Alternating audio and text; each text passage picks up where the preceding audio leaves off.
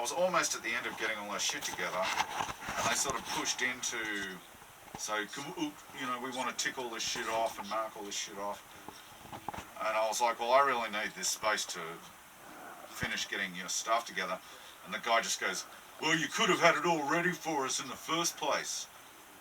And I was just like, I just stopped and I just stared at him. There's people all around, and he just turns around and he's like, what? And I'm just standing there. I'm just standing there and I'm like, what? Like Good that. for you. You know, like I'm like, you've stepped over the fucking line, motherfucker. I'll beat the shit out of you. But he looks like he's up for a scrap too. It's a pretty volatile situation. And Jamie, the boss, is standing right there, and he's like, Bruce, get to the back, like into the warehouse. Bruce, in the back now. Get in the back. They sort of shuffle me out of there. And I'm just standing there, and the woman's going off, going, don't you fucking dare to be there. And I swear, I was just like, I wanted to like, because I knew who they were, where they lived. I wanted to burn their fucking house to the ground, you know. I really wanted to sort, I had fantasies. I had fantasies of putting them in a van and fucking, you know, just, anyway, forensic file shit. And I know, they were such dreadful people, but basically they succeeded. I actually thought they came in to deliberately trigger me off so that I would lose my job. Because it happened after that. And the guy said, look, it wasn't just that, but we can't afford to go losing $400 sales because of shit like that. And I'm like, they can't see what an asset you are. Like, and I'm like, look, you know, and soon after that, he's like, look, I've got to talk to you, you know, about work and I was just like, and I'm working away when he's doing it. I'm like, yeah, okay. In the light box, taking the photos, and you know, basically slowly dawns on me that I'm being told that I'm being let go. I hate how that happens. You know how roundabout Southerners can be? Yeah. When it comes to that shit. Yeah. Know? It's like after about 5 minutes you realise that the whole time this guy's been talking to you with a view to telling you that you've got to go. You know, and you just, and I remember turning around and going, am I being fired? And he goes, mate, you're a great guy, you're not being fired, it's just we don't have the work coming up, and you know, we just can't make it work.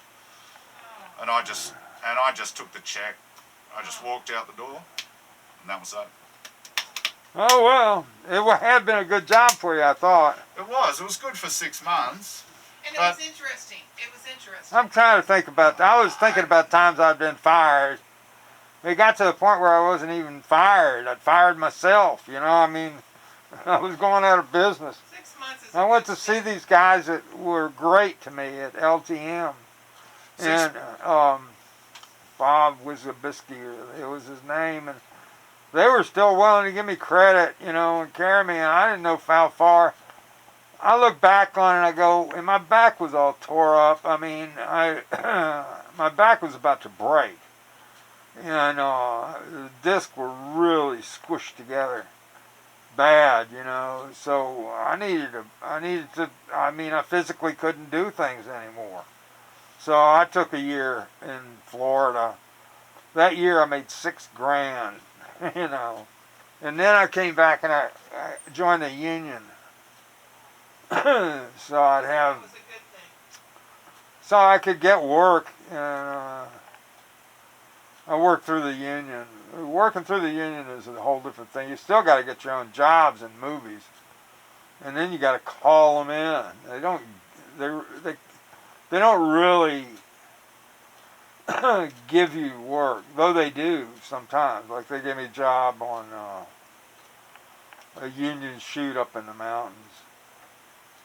It was a horrible work experience. It was like, I love making films, but making that film, there's all these young punks and they were mean to me. And I didn't like people being mean to me. Ageism was a real thing. But Bruce, back to Bruce, this is much more recent. You know, you're talking about something that happened 30 Well, I years was just trying to vary it up with getting fired stories. I mean, Yeah, Well, I'm just for saying, guys, it's you such know- it makes me furious because you are such an asset to them, and they're gonna regret it. They will regret it, Bruce. You know, with your breadth of knowledge, I mean, that is infuriating. yeah. I mean, you could probably call them up and say, you could probably call them back up I and mean, I hope they lose and business say, as a listen, result. I understand wish why they you let me will. go, I but do. have things improved? You Shitty. still, Shabby. I mean, I could still stand it.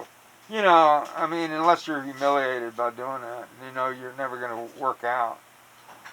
humiliated by what? By getting fired. I mean, unless you're, I mean, it's Well, possible. let go and fired, you know. It's possible At you least could he maybe was get gracious some work and he back gave from you him some severance. now He gave you a after little bit some of time has passed. Russell, this is a situation that just happened. And he was gracious at least. It's not like he said leave immediately. You know, people can be real dickheads. Yeah, look, he was a nice guy at heart, but it was a good 6 months. I learnt a lot. I got to see a lot of really interesting objects and handle them. And Well, could you parlay that into maybe Whitehall at the Villa Antiques with David Lindquist, or could that lead you to something, you know, related to that field? maybe. I mean, these are all possibilities.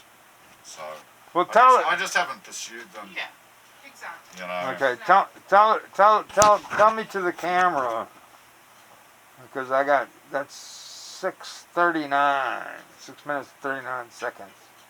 Tell you what. Tell me, you're writing a book of 20 short stories that are great, and you've done five of the short stories, and That's right. you're going to register with the Speakers Bureau in Washington, the Washington Speakers Bureau, to give talks about archaeology to students, and then so that they can decide. I mean, you know, and try and help sell your book some, you know, and then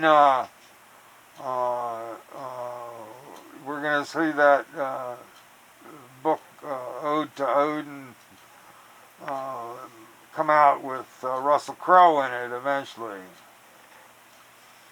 No, I beg to differ. This is how it's going to go. You've gone a very circuitous route. It's going to be much more A to B, like an arrow. Okay. I've already done A. I've sent off the book to Russell Crowe, and I've signed it, and I've said, "Dear Russ, love your guts, Bruce MacLaren, whatever." Yay! He's going to get it. He's going to go, "Fuck, this is brilliant," and he's an Aussie. Love it.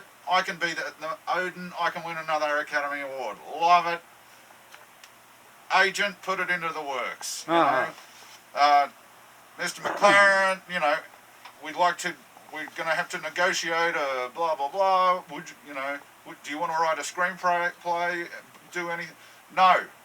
I just write the fucking book. If you want the story, you go through the channels and buy it. But I'm almost living out on And the this street is my on publisher, and they have a codicil in my contract. Yeah, so contact them and do what has to be done, and give me some fucking money. All right. And then you can take that book and you can pwn that bitch. I don't care if you rip it from ass to ass for. It'll sell. Now listen, it'll sell more if it's made into a movie. Just give me the money. Yeah. So anyway, yeah, okay, go on. So I'm basically prostituting the book out. Well, that's not prostitution. And besides that, I mean, And I need the money. are you against prostitution? Well, that is an interesting question. Well, That is an interesting question, but that comes down to the whole nature of sex, which is like a universe within itself, so I don't know if we really want to go there. I mean, I know I don't have the energy for it. It's multitudes. It's multitudes. I'm trying to simplify my life. Yeah. I'm going to cut it off.